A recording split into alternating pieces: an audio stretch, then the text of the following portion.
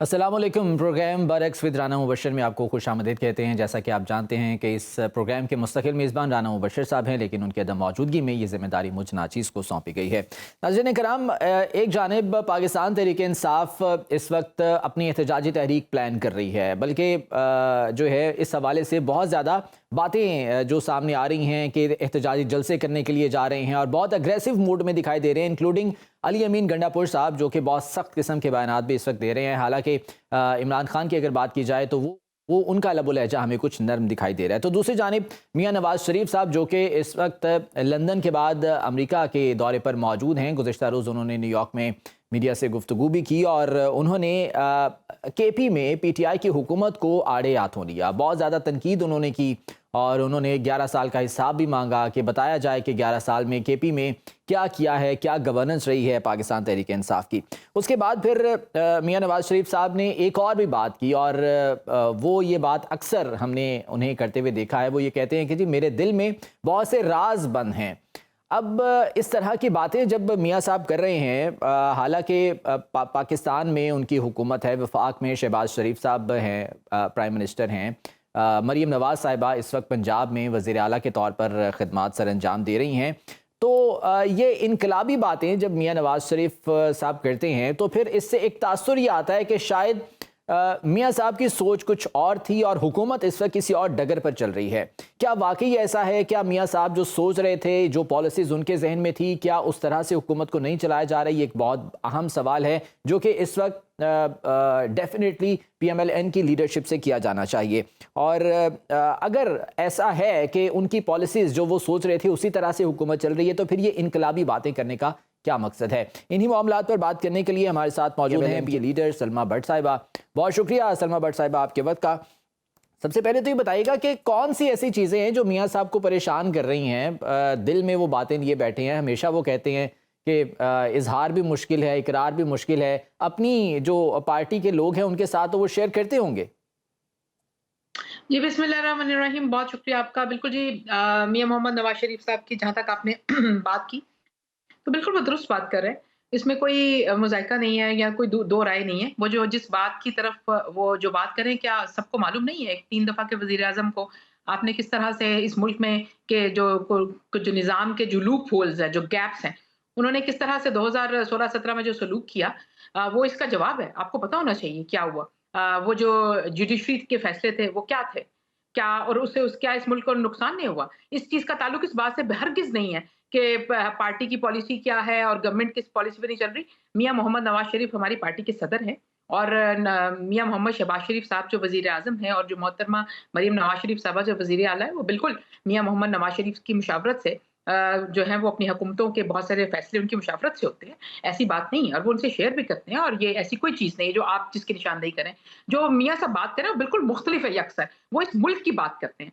वही बात करते हैं कि इस मुल्क को जो नुकसान पहुंचा 2016-17 से जो नुकसान पहुंचाना शुरू किया गया और 2023-24 तक जिस धाने पर लाकर खड़ा कर दिया गया, ना मईशत बची, ना यहाँ पर अमन बरकरार रहा, ना यहाँ पर बिजली के मंसूबे बरकरार रहे, ना यहाँ पर सी पैक यहाँ पर बरकरार रह सका, या ना यहाँ पर लोगों की 2 वक्त की रोटी जो है मुयसर आ सकी लोगों को बर वक्त, ना यहाँ पर रोजगार बचा, ना यहाँ पर लोगों का ट्रस्ट बचा अपनी हुकूमतों पर, अपने मुल्क पर और अपने निजाम के ऊपर। ये सारे जो 6-7 साल के जो खड्डे खोदे गए और जिसके जिस जिन जिन खड्डों को खोदने के लिए ज़रूरी था कि मियां मोहम्मद नवाज शरीफ को भेजकर ही ऐसा किया जा सकता था। उनके होते हुए ऐसा नहीं किया जा सकता था। ये वो लेकिन दर्द है, सलमा ये भट्ट वो साहिबा, तकलीफ है आपकी बात जो बजा, जिसकी वो ज़िक्र कर रहे हैं। लेकिन आपके मुखालिफिन पीएमएलएन के या हुकूमत के मुखालिफिन इस वक्त ये कह रहे हैं कि जी इतने बुरे हालात नहीं थे जितने पीडीएम के दौरे हुकूमत में हो गए थे आके। जी, हरगिज़ ऐसा नहीं है। हमने आप देखिए कौन कह रहा है आपको? आपने हक़ाइक़ के ऊपर चलना है या आपने सुनी-सुनाई बातों के ऊपर चलना है? अगर आपने सुनी-सुनाई बातें करनी है तो मैं आपको बहुत सारी सुना सकती हूँ। लेकिन हक़ाइक़ क्या है? हमें ज़मीनी हक़ाइक़ हमें देखना पड़ेगा। हमारे पास सारी चीज़ें मौजूद हैं। आपको पता होना चाहिए कि पीडीएम के जो 16 महीने थे, उसके अंदर हमने इस मुल्क को डिफ़ॉल्ट होने से बचाया।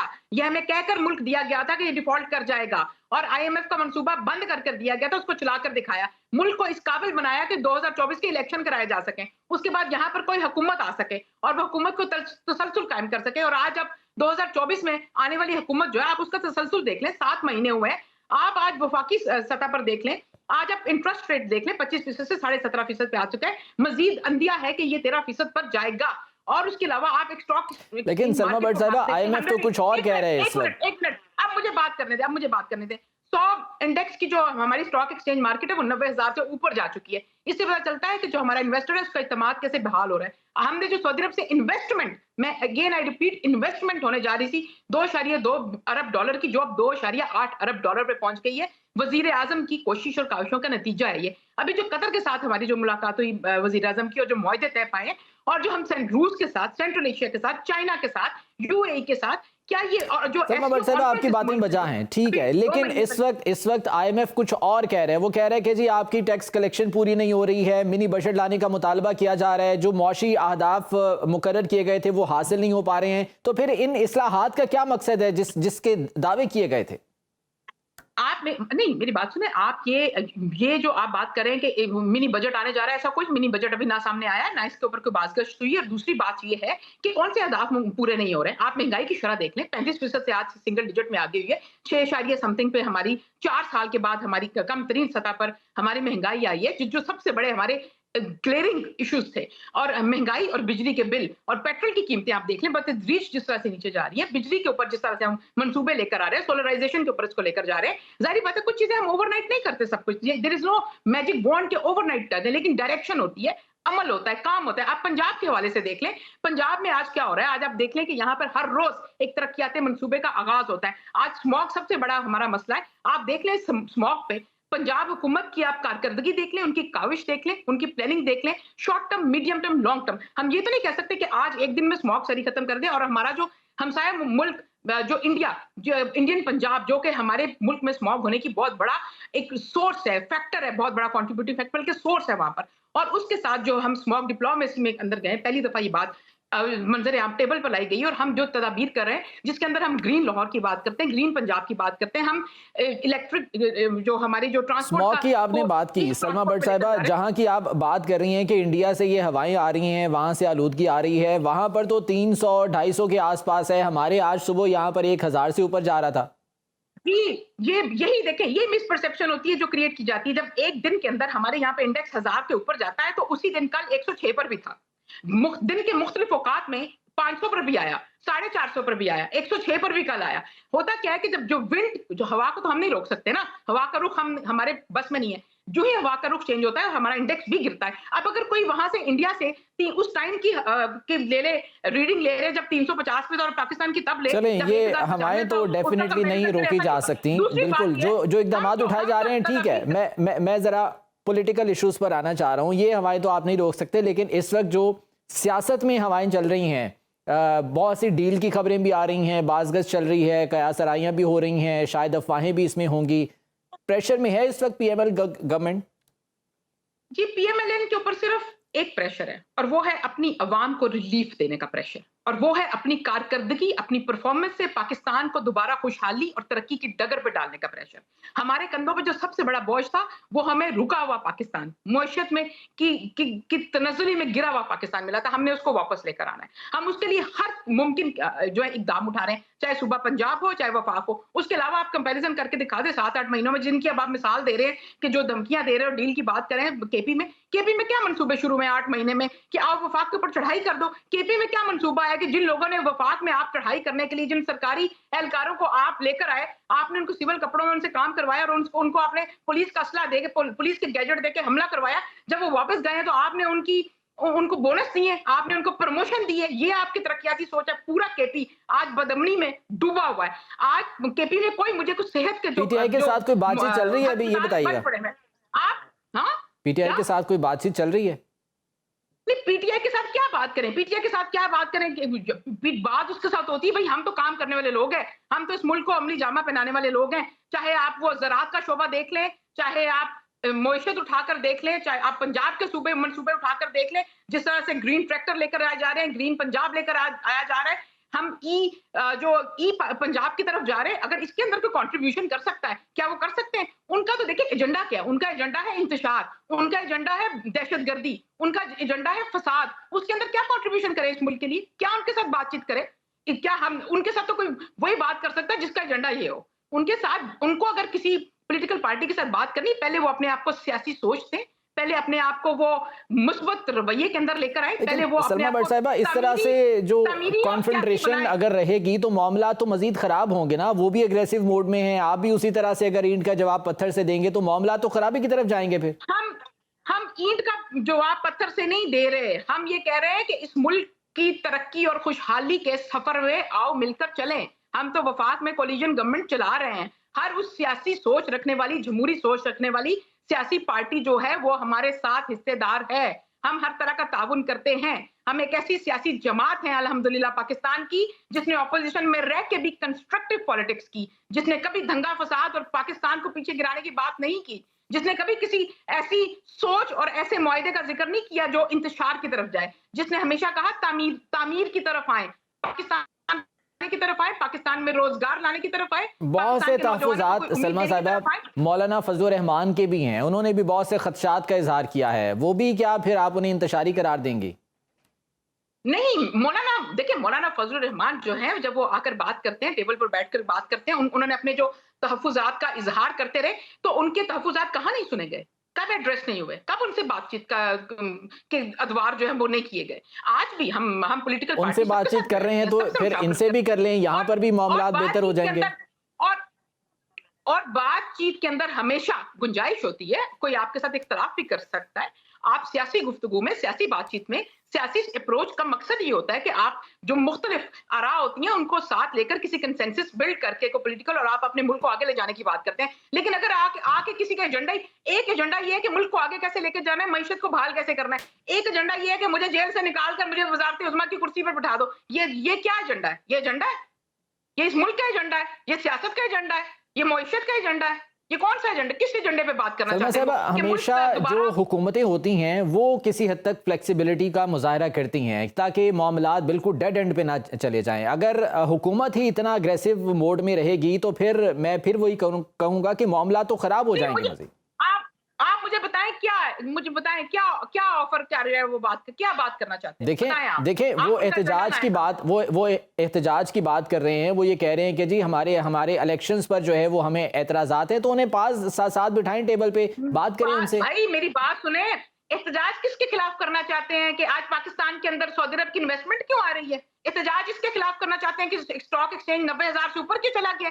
एहतजाज इसके खिलाफ करना चाहते हैं कि इंटरेस्ट रेट 17.5% पे क्यों आ गया? एहतजाज इसलिए करना चाहते हैं कि 12 साल के बाद पंजाब में ग्रीन ट्रैक्टर जो है किसानों को क्यों दिए गए हैं? 9,500 किसानों को ग्रीन ट्रैक्टर फ्री दिए गए हैं और 10 लाख की सब्सिडी लाखों किसानों को दी जा रही है। इसके खिलाफ एहतजाज करना चाहते हैं। एहतजाज इसके खिलाफ करना चाहते हैं कि स्मॉग डिप्लोमेसी के थ्रू हम पंजाब के अंदर से स्मॉग को पहली मर्तबा इंटरनेशनल फोरम पर लेकर जा रहे हैं। इसके खिलाफ एहतजाज करना चाहते हैं। पाकिस्तान में एससीओ क्यों हुई है? इसके खिलाफ एहतजाज करना चाहते हैं। सीपेक 2 वापस क्यों आया? इसके खिलाफ एहतजाज करना चाहते हैं। किसकी चीज के खिलाफ एहतजाज करना चाहते हैं? पता तो चले ना। एहतजाज का एजेंडा क्या है? एहतजाज का एजेंडा सिर्फ ये, हमने मुल्क नहीं चलने देना, हमने एहतजाज करना है, हमने सड़कें। भाई ऐसे होता है? आप दुनिया की किसी हुकूमत मुझे बताएं, आप अमेरिका से लेकर पेरिस से लेकर इंग्लैंड से लेकर किसी जगह की मुझे मिसाल दें जब हुकूमत को आकर जब कोई हुकूमत के रास्ते में रुकावट करता है, कैपिटल हिल पर हमला तो करता होगा है, क्या सलमा साहिबा? फिर होगा क्या ऐसे ही तसादुम की फजा कायम रहेगी पाकिस्तान में? ऐसे ही मामला चलते रहेंगे? फिर किसी को तो अपना किरदार अदा करना पड़ेगा ना भाई। हम अपना किरदार पूरी तरह अदा करें और हमें अपना किरदार पता भी है। पाकिस्तान के अंदर कोई तसादुम की सियासत नहीं है। सारी सियासी पार्टियां बाशऊर है, समझदार है। एक सियासी पार्टी को निकालकर जो सियासत के नाम पर इंतशार करती है, इंतशारी पार्टी में और सियासी पार्टी में फर्क होता है। पाकिस्तान के अंदर पॉलिटिकल कंसेंसस भी है, पॉलिटिकल पार्टीज जो है वो मिलकर बैठना, तरीके से बात करना जानती भी हैं, जमहूरी कदरें भी मौजूद है, इसकी मिसालें भी मौजूद हैं। लेकिन अगर एक जो सियासी पार्टी है वो पूरे पाकिस्तान की सियासत सिर्फ वो नहीं है जिसको आप इंतशारी पार्टी कह रही हैं सलमा साहिबा, वो तो ये दावा करते हैं कि उनकी पॉपुलैरिटी सबसे ज्यादा इस वक्त पाकिस्तान में, तो फिर क्या उस पॉपुलैरिटी को भी आप इंतशार कहेंगे? भाई वो तो ये भी दावा करते हैं कि वो उन्होंने 4-5 सालों में पाकिस्तान को चांद पे पहुंचा दिया। तो मुझे आप केपी में बताएं कोई एक मंसूबा या 2 मंसूबे का आप मुझे रेफरेंस दे सकते हैं? इस 8 महीने में जो गवर्नमेंट है बतौर वजीर आला अली अमीन गंडापुर का, एक कोई मुझे काम गिनवा दे जो अवाम के हक में किया हो, जो अवाम के लिए किया हो। कोई मंसूबा गिनवा दे सेहत का, कोई ट्रांसपोर्ट का, कोई एजुकेशन का, कोई डेवलपमेंट का, किसी चीज का मुझे गिनवाएं। उनके कहने की क्या बात है? उनका तो काम ये है कि सरापा झूठ बोलना, सुबह से लेकर रात तक रिपीटेडली जो मर्जी बातें जो दिल में आता है वो कह देते हैं। और वो तो सुबह जो बात करते हैं दोपहर को मुकर जाते हैं, दोपहर को करते हैं वो शाम कर जाते हैं। आप उनकी किसी बात पे की गारंटी दे सकते हैं? आप उनकी ठीक है। किसी सोच की गारंटी दे सकते हैं? किसी चलिए, ठीक मनसूबे है। की गारंटी दे बहुत सकते हैं? शुक्रिया, तो बहुत ये मुझे शुक्रिया सलमा भट्ट साहिबा, पास कमें बहुत शुक्रिया हमारे साथ मौजूद थी। ये पाकिस्तान में जो एक तसादुम की फ़ज़ा है, अभी इसमें शायद कुछ कमी होती नज़र नहीं आ रही, क्योंकि एक जानिब एहतजाजी तहरीक का ऐलान कर दिया गया पाकिस्तान तहरीक इंसाफ की जानिब से, दूसरी जानिब जो है वो PMLN भी बिल्कुल भी फ्लेक्सिबिलिटी दिखाने को तैयार नहीं है। तो मामलात किस तरह से हल होंगे, ये बहुत बड़ा सवाल है और इसका जवाब भी तलाश करने की ज़रूरत है। वापस आएंगे एक ब्रेक के बाद, हमारे साथ रहिए। ब्रेक के बाद आपको प्रोग्राम में एक बार फिर से खुश आमदीद कहते हैं। सिर्फ 2 दिन बाकी बचे हैं जी अमेरिकन प्रेसिडेंशियल इलेक्शंस, और कामिला हैरिस और डोनाल्ड ट्रंप भरपूर कोशिश कर रहे हैं अपने वोटर्स को लुभाने की, सपोर्ट हासिल करने की। इस वक्त दोनों ने स्विंग स्टेट्स में डेरे डाले हुए हैं, बल्कि डोनाल्ड ट्रंप ने तो 2 रियासतों में जो कि स्विंग स्टेट्स कहलाती हैं, जिसमें नॉर्थ कैरोलिना शामिल है, मिशिगन शामिल है, वहाँ पर जीत के दावे भी कर दिए हैं। अगर अर्ली वोटिंग की बात करें तो अब तक तकरीबन 6.5 करोड़ से ज़ायद जो अमरीकी हैं वो अपना हक राय दही इस्तेमाल कर चुके हैं इस अर्ली वोटिंग में, और 5 नवंबर के बाद सूरत हाल मज़ीद वाज़े हो जाएगी। कुछ रियासतों के हवाले से इन खदशात का इजहार भी किया जा रहा है कि शायद वहाँ से रिजल्ट्स डिले हो सकते हैं। अब ये किसके हक में जो है वो जाएगा, बेहतर होगा या नुकसानदेह होगा, ये तो आने वाला वक्त ही बताएगा। लेकिन डेफिनेटली ताबड़तोड़ हमले दोनों जानिब से रिपब्लिकन और डेमोक्रेटिक उम्मीदवार एक दूसरे पर कर रहे हैं। अमेरिकन पीपल क्या इस वक्त सोच रहे हैं, लोग क्या सोच रहे हैं, खुसूसन अगर हम वहाँ पर मौजूद अरब वोटर्स की बात करते हैं या मुस्लिम वोटर्स की बात करते हैं, वो क्या सोच रहे हैं, ये बहुत ज़्यादा ज़रूरी है, क्योंकि उनका बहुत ज़्यादा अहम किरदार है इस वक्त इन इलेक्शंस में। इसी पर बात करने के लिए मेरे साथ जो गेस्ट मौजूद हैं, मैं तारुफ चलूँ, अली सवर नकवी साहब ने हमें ज्वाइन किया है जी, एक्स एम्बेसडर हैं, साबिक सिफारतकार हैं। नकवी साहब, बहुत शुक्रिया आपके वक्त का। सबसे पहले तो ये बताइएगा कि जो स्विंग स्टेट्स हैं, हमेशा से उनका किरदार बहुत ज़्यादा अहम रहा है। लास्ट इलेक्शंस में भी हमने देखा, बिल्कुल लास्ट मोमेंट पे जाके जो है वो हमें पता चलता है कि उनका जो है वो पलड़ा किस तरफ वो अपना वज़न डाल रही हैं, कौन सा पलड़ा जो है वो भारी हो रहा है। अभी डोनाल्ड ट्रंप भी, कामिला हैरिस भी इन्हें स्विंग स्टेट्स में डेरे डाल के बैठे हुए हैं। डोनाल्ड ट्रंप तो कह रहे हैं कि वो वहाँ से जीत चुके हैं, लेकिन डेफिनेटली वो दावे कबल इस वक्त हैं। अभी मूड क्या नज़र आ रहा है आपको वहाँ पर स्विंग स्टेट्स के हवाले से, अगर स्पेशली बात की जाए तो? जी, अभी देखिए, बात यह है कि ये लास्ट मिनट तक वोटर्स अपने ओपिनियन को बदलते रहते हैं, और इसी वजह से जो कैंडिडेट्स हैं वो सारे इश्यूज पे बार बार अपनी पोजीशन का, अपने मौकफ का इजहार करते हैं। तो अभी ये जो स्विंग स्टेट्स हैं वहाँ पे असल लड़ाई या मुकाबला होता है, जहाँ पे वोटर्स ने अभी कोई पोजीशन नहीं ली हुई हो।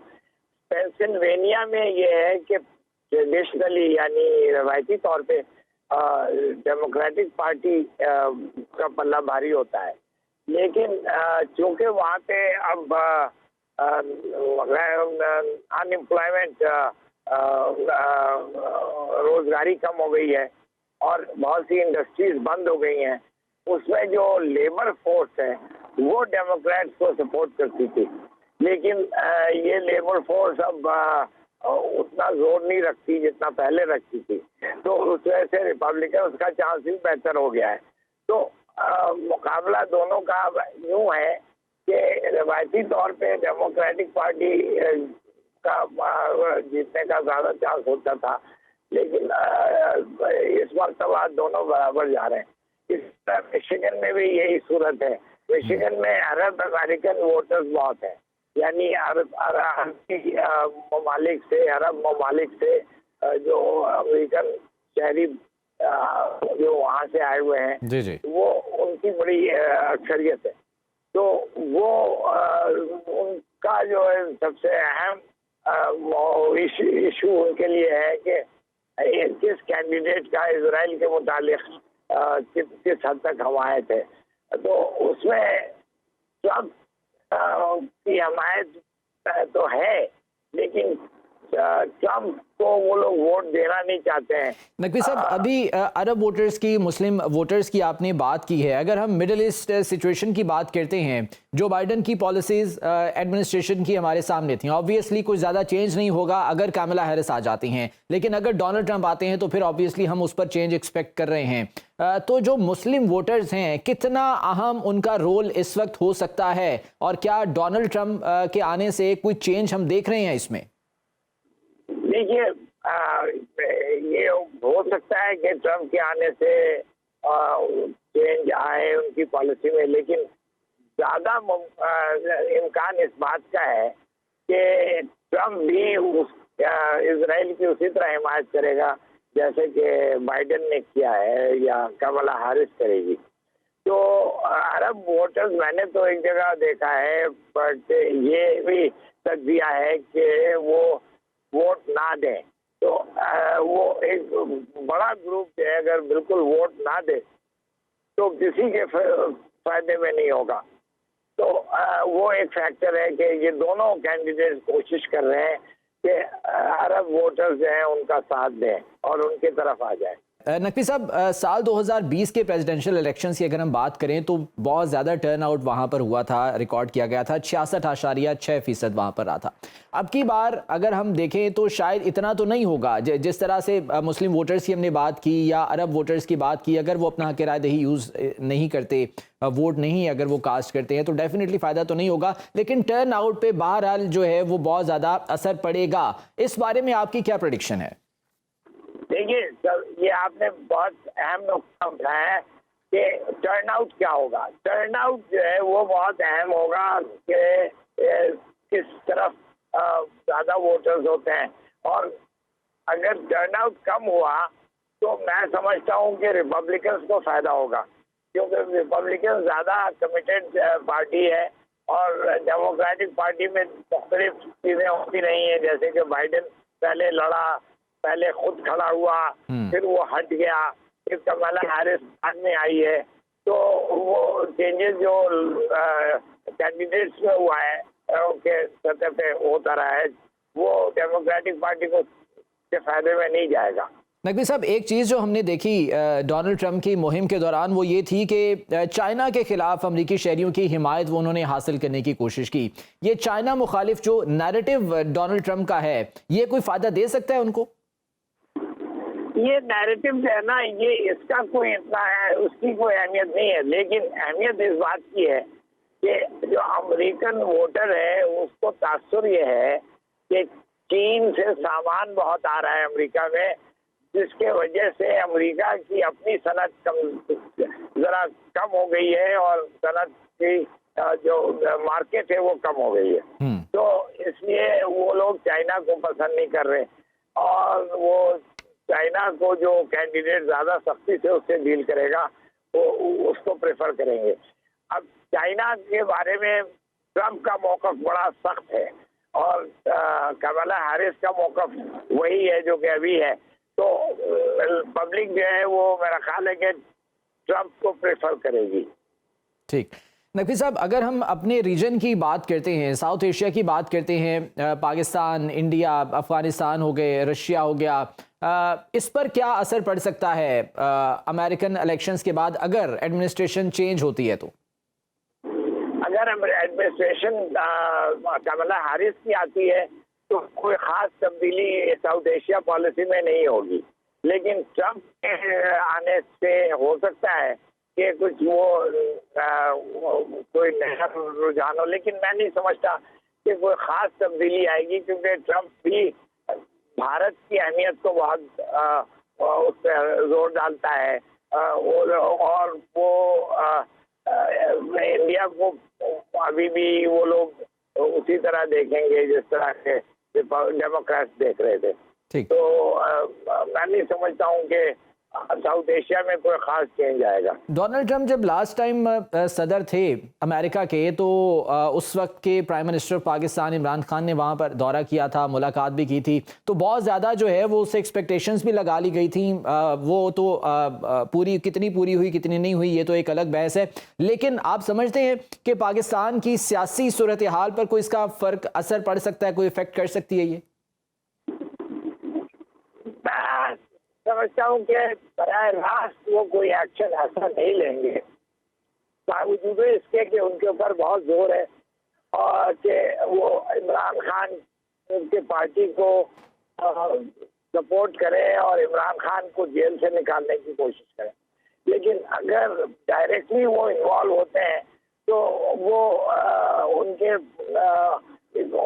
जो स्ट्रेटेजिक इंटरेस्ट हैं यहाँ पे उसमें कोई तब्दीली नहीं आ सकती है। तो मैं नहीं समझता कि वो डायरेक्टली किसी इमरान खान के लिए या पीटीआई के लिए कोई ऐसा फेवरेबल स्टांस अख्तियार करेंगे। ठीक, कोई मेजर चेंज इस हवाले से एक्सपेक्ट नहीं किया जा सकता और कुछ भी कहना कबल इस वक्त है। बहुत शुक्रिया। अली सरवर नकवी साहब, साबिक सिफारतकार, हमारे साथ मौजूद थे। प्रेसिडेंशियल इलेक्शंस अब सिर्फ 2 दिन की दूरी पर हैं, बहुत जल्द नताइज सामने होंगे और फिर मालूम हो जाएगा कि क्या मजीद अमेरिका इस हवाले से करने के लिए जा रहा है। न्यू एडमिनिस्ट्रेशन अगर आती है तो उसकी क्या पॉलिसीज होंगी। वापस आएंगे एक ब्रेक के बाद, हमारे साथ रहिए। ब्रेक के बाद आपको प्रोग्राम में फिर से खुशामदीद कहते हैं। नाज़रीन, मौजूदा हुकूमत ने जब इक़्तिदार संभाला तो उस वक्त कहा गया कि मौशी इस्लाहात नागुज़ीर हैं और इसीलिए नॉन फाइलर की इस्तिलाह भी अब ख़त्म कर दी गई है। फाइलर्स हर एक को बनाने की कोशिश की गई और इस हवाले से मुख्तलिफ इक़दामात भी उठाए गए, लेकिन टैक्स कलेक्शन का जो हदफ है, जो टारगेट है, वो पूरा नहीं हो पाया। इस हवाले से मुश्किलात का सामना रहा और अब IMF की जानिब से एक मिनी बजट लाने की भी डिमांड की जा रही है। अब IMF की ये डिमांड्स डेफिनेटली डायरेक्टली अफेक्ट करती हैं आवाम पर और आवाम महंगाई की चक्की में मजीद ज़्यादा पिसते हैं। अब ये जो मिनी बजट की बात की जा रही है, इसके बाद क्या सूरत हाल होगी? क्या आवाम को एक बार फिर से महंगाई के तूफान का सामना करना पड़ेगा? क्या जो टैक्स कलेक्शन अहदाफ हैं, हुकूमत उसको पूरा करने के लिए कोई नए इक़दामात शुरू करेगी? कोई नया इस हवाले से जो है वो स्टेप उठाया जाएगा? इन्हीं तमाम तर मामलात पर बात करने के लिए हमारे साथ मौजूद हैं तौसीफ ज़मान साहब, इकोनॉमिस्ट हैं। आपको प्रोग्राम में खुशामदीद कहते हैं। सबसे पहले तो ये बताइएगा कि जो मौजूदा हुकूमत की जानिब से इक़्तिदार में आने के बाद मुल्क की मौशी समत को दुरुस्त करने के लिए इक़दामात उठाए गए, किस हद तक ये नतीजा खेज़ आपके ख्याल में साबित हुए हैं और जो मतलूबा नताइज इससे एक्सपेक्ट किए जा रहे थे वो मुकम्मल तो नहीं, लेकिन किसी हद तक क्या वो मिल पाए हैं अभी? बहुत शुक्रिया जी, आपने मुझे मौका दिया कि मैं बिजनेस कम्युनिटी की जानिब से, इस्लामाबाद चैम्बर ऑफ कॉमर्स की जानिब से जो अपनी जो गुजारिशात हैं वो आपके सामने रख सकूं। जो इस हुकूमत ने जो ये IMF का जो प्रोग्राम था, ये मेरे ख्याल 24वां प्रोग्राम में हम जा रहे हैं इस वक्त, और जो गुजारिश है वो ऐसी सी है कि IMF किसी भी मुल्क के लिए आखिरी सहारा होता है। इसका जो बेसिक पर्पस है वो ये होता है कि आपको कोई और मुल्क आपकी गारंटी देने को तैयार नहीं होता, कोई माशी इदारा आपको गारंटी देने के लिए तैयार नहीं होता। तो IMF क्या करता है, it is just like a ventilator, कि आपने मरीज को वेंटिलेटर पे रखा और उसके बाद उसका इलाज शुरू कर दिया। अच्छा, अब जब हम 23वें 24वें प्रोग्राम में IMF के जा रहे हैं तो इसका मतलब तो ये फिर लगता है कि हम बहुत अरसे से फिर वेंटिलेटर पर ही हैं, हम उससे मसनूई तनफ्फुस से बाहर ही नहीं आ पा रही हमारी इकोनॉमी। जी, जो हमारे एक IMF के जो रहनुमा है उनसे बात हो रही थी यहाँ पे, तो उन्होंने कहा you are our very loyal customer. तो जब 90s में इंडिया ने एक प्रोग्राम लिया और उसके बाद मनमोहन सिंह ने अपनी ट्रांसफर जो इस्लाहात थी वो लेके आए और हमने देखा कि इंडिया नेवर लुक बैक। उसके बाद से इंडिया, जो अगर हम कहें कि एक और एशियन टाइगर के तौर पे खड़ा हुआ है तो कोई ज़्यादा गलत बात ना होगी। 6-7% के माशी अशारिये उन्होंने हासिल किए। अच्छा, जो हमारा एक इंटरेस्टिंग चीज़ है वो हमारी इकोनॉमी के फंडामेंटल्स ठीक है। हमारा मौसम अल्लाह ताला ने दिए, हमें ह्यूमन रिसोर्स दिया है। कोई 32 करोड़ की हमारी पॉपुलेशन है जो कि हम अभी इकोनॉमिकली अपने स्टैटिस्टिक्स की बुक्स में उसे नहीं लेकर आ रहे। हम कहते हैं हमारी 24-25 अरब की पॉपुलेशन है। अब मौसम हमारे, मार्केट हमारी, यंगस्टर्स हमारे, जो पैसा हमारा, लेकिन उसके बावजूद जो हमारे माशी मैनेजर्स हैं वो कुछ ऐसी गलतियां कर रहे हैं कि जिनकी वजह से हमें या तो आदत पड़ गई है वेंटिलेटर पे रहने की या फिर हम उससे बाहर आना नहीं चाह रहे। दूसरी तरफ क्या हुआ कि जहां पे बाकी चीजों के लिए तो हमने पेपरा रूल्स रखे, वहां पर एक गलती जो मुसलसल करते आ रहे हैं कि हमें पूरी कौम को जब पैसे लेने की जरूरत आती है तो वहां पे कोई पेपरा रूल्स नहीं है। कोई पार्लियामेंट का ऐसा इदारा मौजूद नहीं है, ऐसी कमेटी मौजूद नहीं है जो कि IMF से कर्जे लेने की मंजूरी दे कि जी आप इन टर्म से हम कर्जे ले रहे हैं, इसकी इजाजत दें। आपने ये बात कभी नहीं सुनी होगी कि जी उनसे क्या हमारी टर्म्स तय हुई, जो हमें वो क्या जरूरियात थी कि जिनकी वजह से हमें कर्जा लेना पड़ा। मैं आपसे अर्ज करता चलूं, हमारे एक दोस्त हैं, वो बलूचिस्तान में एक आला सरकारी अफसर है, तो कहते हैं मुझे कहा गया कि आप हमें खर्चे एस्टिमेट बना के दें, अगले साल आपको कितने पैसे चाहिए। मैंने उनसे पूछा कि पैसे क्यों चाहिए, कहते हैं जी वो हमने सेंटर को भेजने होते हैं कि हमें इतने पैसे चाहिए। तो कहते हैं मुझे तो नहीं चाहिए। कहते हैं नहीं, नहीं, आपको बताने पड़ेंगे। तो मैंने कहा उसका क्या होगा? कहते हैं उसके बाद उन्हें एड लेनी है हमने, उसके ऊपर लोन लेना है। तो जो कर्ज की पीते थे मैं और कहते थे कि हाँ, रंग लाएगी हमारी फाका मस्ती एक दिन। अगर हमने पेपरा रूल्स अप्लाई कर दिया, हमें पैसे ही चाहिए ना उधार वसीम देने साहब, अच्छा, के लिए। देयर इज एक वन तो हमें क्वेश्चन इन उधार क्यों माइंड चाहिए? कि अभी अगर हम मौशी तौर पर इतने ज़्यादा जो है वो मुश्किलात में हैं, इसके बावजूद हमारी जो स्टॉक मार्केट है वो दिन ब दिन नए रिकॉर्ड बना रही है, वहाँ पर जो है वो हम सरमायाकारों का एतमाद भी देख रहे हैं, तो इसकी क्या वजह है? एक जानिब मौशी इस्तेहकाम नहीं आ रहा, दूसरी जानिब स्टॉक एक्सचेंज बुलंदियों पर जा रही है। इसकी 2 इंटरेस्टिंग वजह हैं जी। एक तो जो पैसा है एफबीआर की कलेक्शन का। एफबीआर की कलेक्शन का पैसा जो है वो सूद की जो किस्तें देने के लिए हमने कर्जा लिया है। दोबारा गौर से सुनिएगा मेरी बात। जी। जो सूद की किस्तें देने के लिए हमने कर्जा लिया है, उसकी किस्त देने के लिए एफबीआर की कलेक्शन काफी नहीं है। अच्छा। ठीक है। अच्छा, जो स्टॉक एक्सचेंज है ये स्पेक्यूलेशंस की मार्केट है। अच्छा, ये प्राइवेट सेक्टर बैरोमीटर है। जो प्राइवेट सेक्टर बैरोमीटर है वहां पे मैंने अर्ज किया ना कि हमारी मार्केट के फंडामेंटल्स ठीक है। हम्म। अच्छा, जो फंडामेंटल्स ठीक होने का क्या मतलब कि जब 32 करोड़ की पॉपुलेशन है, वो उन्होंने जीना भी है, मरना भी है, उन्हें टेक्सटाइल भी चाहिए, उन्हें तालीम भी चाहिए, उन्हें कारोबार भी चाहिए, सुबह उठ के कुछ ना कुछ उन्होंने करना ही करना है। तो हम कुछ ना भी करें तो हमारी चीजें सही चल रही थी। अगर हम कुछ अर्सा पहले 2-3 साल पहले जाए तो हमने देखा कि हमारे इकोनॉमिक इंडिकेटर्स बेहतर हो रहे थे। हमने 6% पे हम टच कर गए थे। तो हम जहां पे अब दोबारा पहुंचे ये खासी मुश्किल और मेहनत से पहुंचे। आसान काम ये नहीं था कि political uncertainty is definitely one important thing. जो जब आते हैं ना ये एफबीआर के और आईएमएफ के मामलों पे कि हमने कर्ज क्यों लेना है भाई, उसका कोई ट्रांसपेरेंसी वसीफ साहब, और अभी वो आपने जो बात कर्ज की लिया कि है वो किसने एफबीआर लिया? की कलेक्शन जो है वो काफ़ी नहीं है, जो हमने कर्ज लिया हुआ है उसको उसकी सूद की अदायगी में, तो फिर what is the other way? हमारे पास कौन सा ऐसा रास्ता है कि हम वो सूद जी, भी जी, अदा कर सकें और उसके बाद जो वो रकम जो हमने कर्ज के तौर पर ली है डेफिनेटली वो भी तो हमने अदा करनी है। बिल्कुल आपने दुरुस्त फरमाया। सिलसिला ऐसा सा है कि चाहे वो 2 अफराद हों, चाहे वो 2 कारोबारी इदारे हों, चाहे वो हुकूमत और अवाम हो, चाहे वो हुकूमत और आईएमएफ हो, जो चीज़ आपस में ट्रेड होती है, वो ट्रस्ट का कॉइन है। जब ट्रस्ट का कॉइन मिस हो जाए, यही आईएमएफ था, हमसे वादों पे हमें पेमेंट कर दिया करता था।